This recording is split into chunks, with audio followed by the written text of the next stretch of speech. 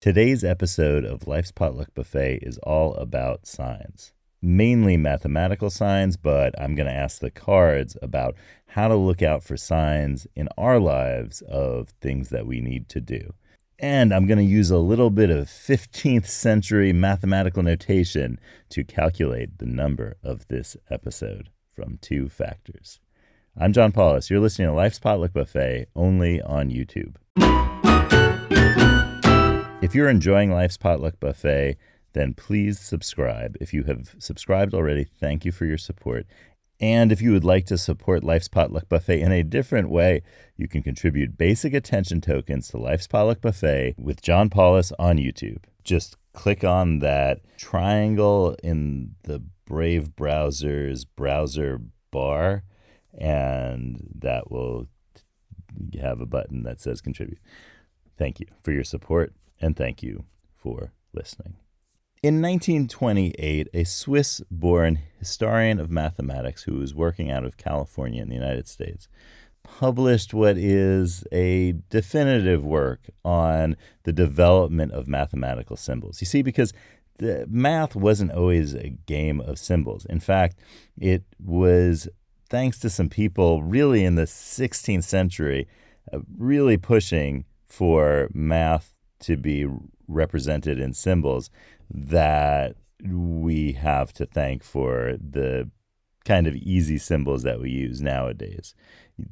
There was no agreement up to that point on symbols. In fact, there still was an agreement in the 1500s and 1600s about what symbols should be used, but certain ones won out. And that has a lot to do with the work of a guy named William Oughtred. And that Oughtred really pushed for using mathematical symbols for the sake of ease and shorthand, because writing out math in words gets really hard. And the kind of numerical systems, let's call them, that were being developed and proposed in the area of mathematics at that time really required a simplification. So thought William Oughtred. Now, what was happening before that is that it was kind of like your choice. There were not necessarily symbols that were, let's say, taken for granted as having a meaning that made sense. In fact, that's why, like, for example, we still have multiple symbols for certain things. So, for example, division. We have the bar with the one dot above, one dot below in the center of the bar. That is one way that developed for division. Although at some point it was also used for subtraction and other things as well, to mean subtraction. But that division symbol also is side by side with the solidus, which is the kind of the slash, I guess you'd call it a forward slash, and that forward slash, as we call it, was also used to denote division, as were other things, but they all stayed around. In the case of addition and subtraction, the certain ones won out, like the plus sign. There were dots and all sorts of things, letters that indicated addition and subtraction from many different works on math. And the one that won out, what we call a plus sign nowadays, that is thought to have developed from the Latin word et, which means and. And you can see this sometimes in a thing called an ampersand. You know that thing? It's like when you want to write the word and, but instead you write this little funky symbol that looks a little bit, to me, like a kind of treble clef. I'm talking about the ampersand. The ampersand is actually a stylized et, E-T. In Latin. That's how you spell it. Not extraterrestrial, but just two letters, E-T. And that is the word and in Latin. And you see it sometimes in some typefaces.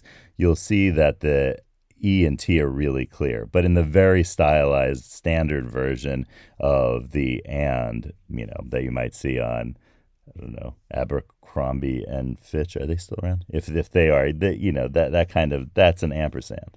Well, another possible development of the plus sign came from that very same instinct, where the E and T were being made into a symbol, and the symbol looked like a plus sign. And that possibility is borne out by the fact that sometimes we use a plus sign for and just in language, right? Where we say, instead of that funky ampersand, the Abercrombie and Fitch thing, I don't know why I keep on talking about Abercrombie and Fitch, but that version of it, that is a very stylized one. But sometimes you just put a plus, right, when you're saying and that is believed to be where the plus sign ultimately came from. It could also have been from the word plus in Latin, which is where we get the word plus from, with a stroke through it. So you see that also works very well. That is a P with a stroke through it. You can see how eventually the loopy part gets eliminated. And so that is another possibility. But I think more people believe it's from the ET abbreviation.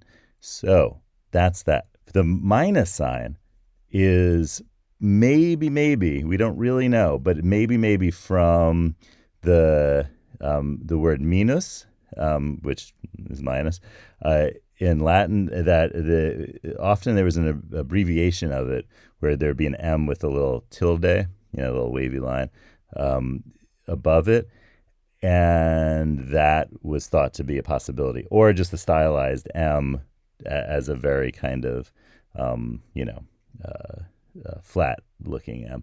But that idea that the abbreviation for the minus was from the kind of little letter above a little N written straight above an M, that was somehow where that came from. That's a possibility, but again, not totally sure.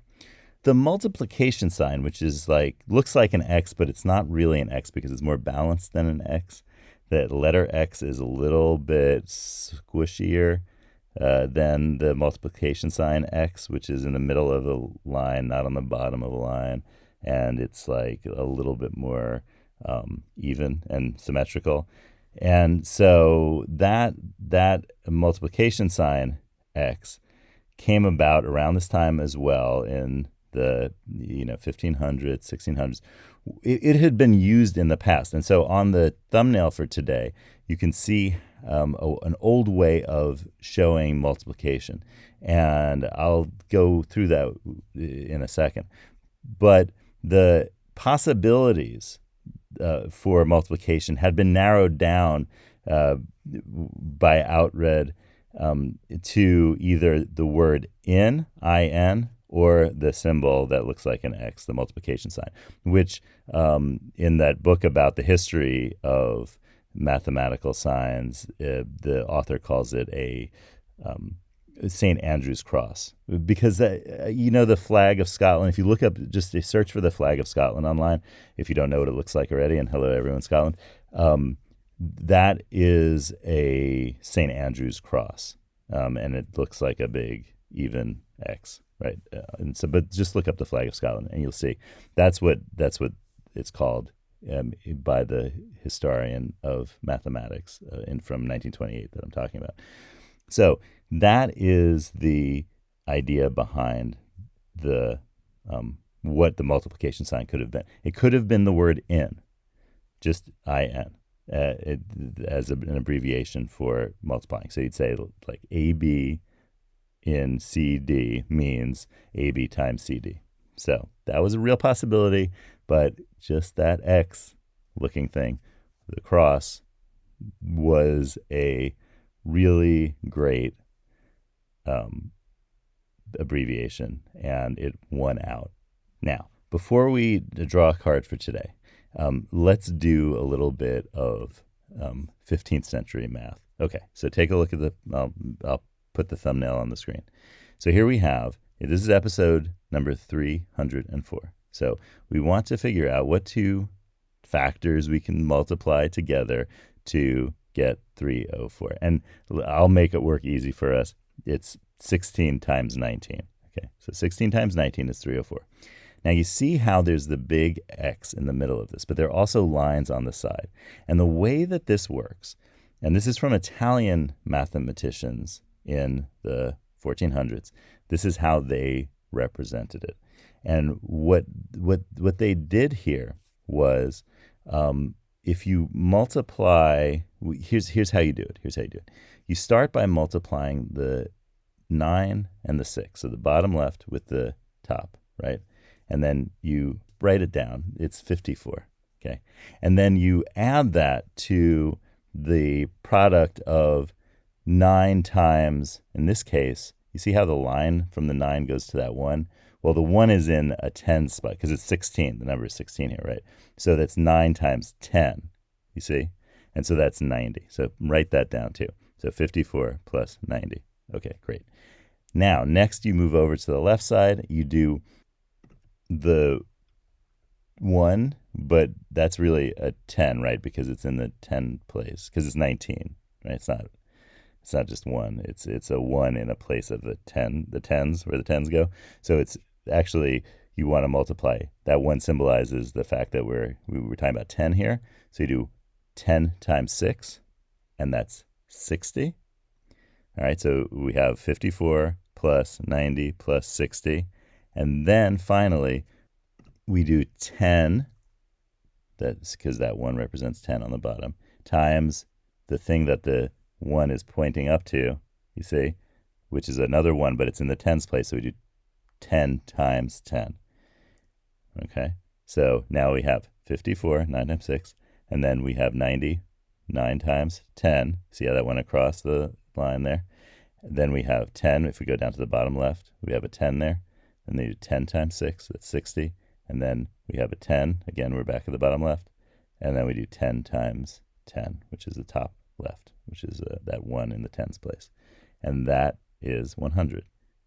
And we add them all together, and we get 54 plus 90 plus 60 plus 100 is 304. And there you have it. We just did math in 15th century Italian style.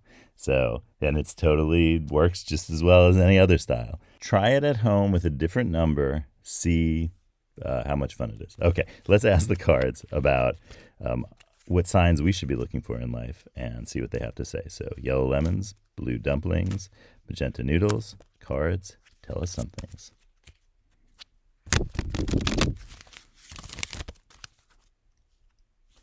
All right, here we go. It's card 15. Oh, man. I didn't even realize it could have been, well, there's no card 304, but maybe it could be 16 or 19. Speak where you want to be, and the way will appear. When it occurs to you to say to yourself, I want to be X, oh my goodness, the X is actually here. And we were just talking about math. Say it to yourself and no one else. Then operate as if it were already true, and be ready to say to others that it is true. Okay, why not give it a try now and just say it out loud?